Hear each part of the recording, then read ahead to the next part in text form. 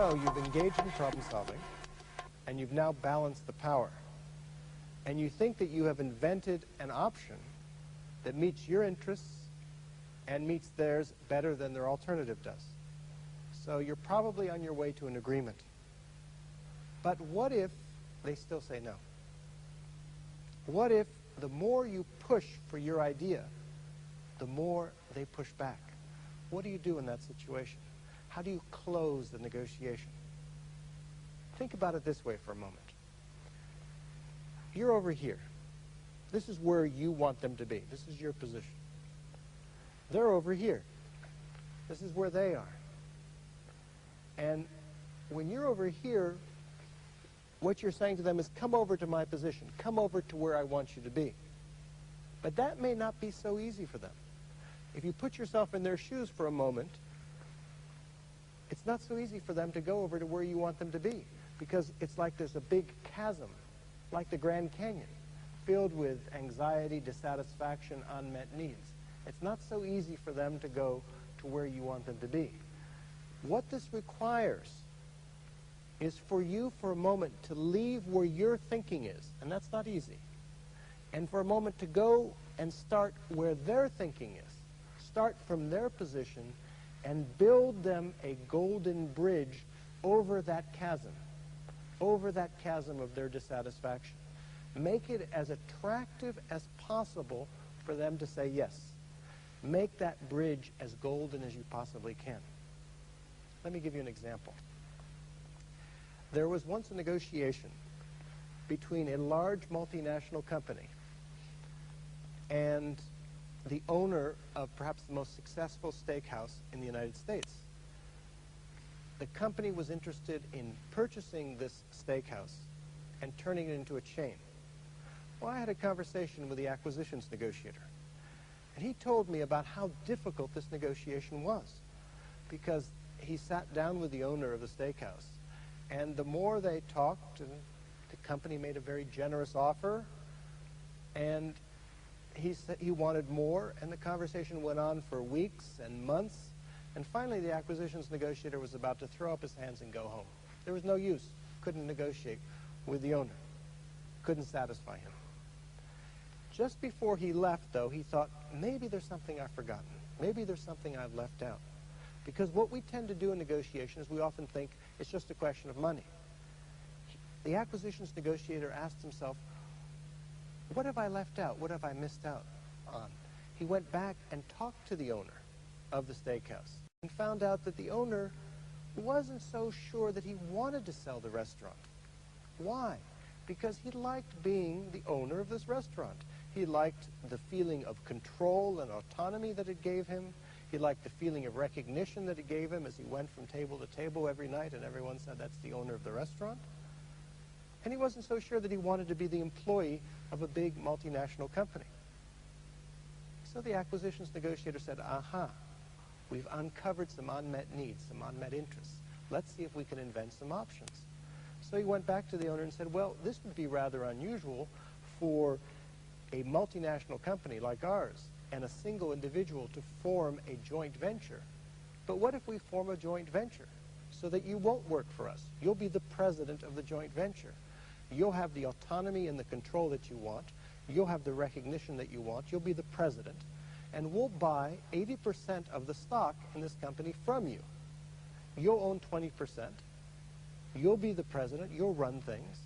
And the longer you stay, the more we'll pay for your 20% of the stock if you want to sell it back to us, because we want to create an incentive for you to stay as long as you can so that we can learn from your management experience and turn this into a successful chain. Well, once the acquisitions negotiator framed the solution that way, the owner agreed. It met his interests.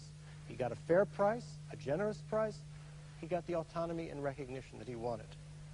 That is the power of building the other side a golden bridge and of reaching a mutually satisfying agreement through this kind of negotiation. Satisfying agreement. Congratulations. Congratulations. Congratulations.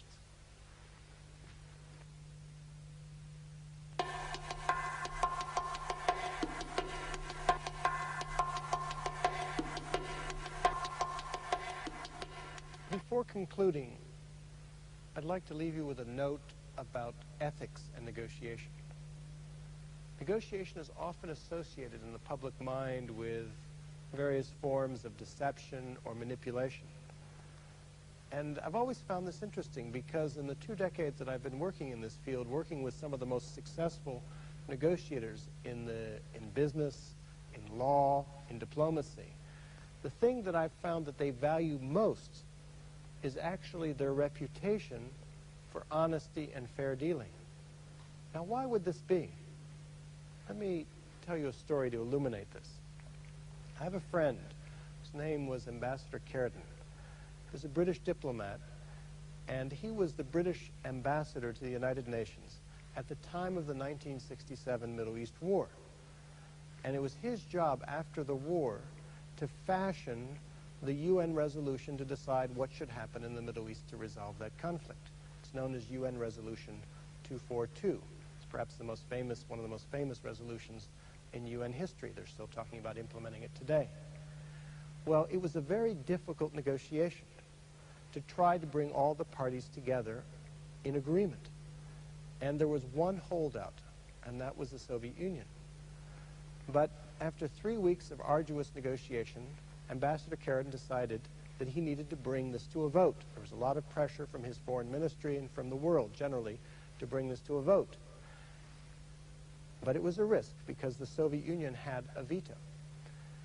10 minutes before the vote, the Soviet ambassador approached him in the corridor and said, "Ambassador Carradine, I'd like to ask you a favor.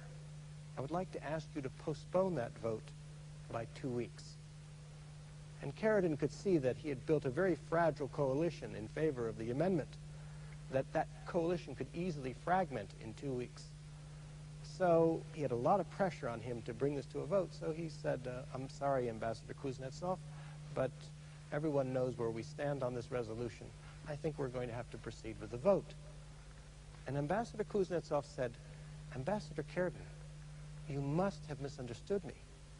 I'm asking you as a personal favor if you will postpone that vote by 2 weeks." And Carradine told me that as soon as he heard the word personal in there, he knew that no matter how much pressure he was going to get from his own foreign ministry, no matter what the chances were of his coalition fracturing, he had to grant Kuznetsov his wish. Now, why was this? Because Kuznetsov, even though he represented a country, the Soviet Union, that had very little reputation in the international domain for honesty and fair dealing, Kuznetsov personally had that reputation among his diplomatic colleagues. And if he was taking his reputation, something that takes an entire lifetime to build, and putting it on the line, then Carradine knew that he had to grant him his wish. So he did. 2 weeks went by. They're having the vote in the UN Security Council chamber. Going around, every country is voting in favor of the UN Resolution 242. The last to vote is the Union of Soviet Socialist Republics. Ambassador Kuznetsov raises his hand and votes in favor of the resolution. And sure enough, rather than using the 2 weeks to try to meddle, to try to destroy the agreement, he'd use the 2 weeks to go back to Moscow and persuade his superiors there to vote in favor of the resolution.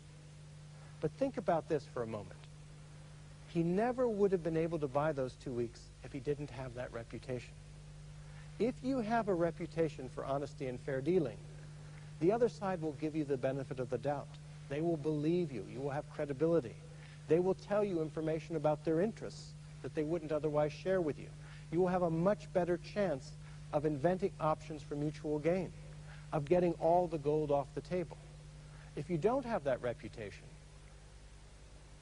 then people will either refuse to deal with you because you have a reputation for lying or manipulating, or if they are forced to deal with you, they'll deal with you at arm's length. And think about this for a moment. There's no question that through deception or manipulation you can gain a short-term advantage in any negotiation. Once. But think about this. You have thousands of negotiations ahead of you.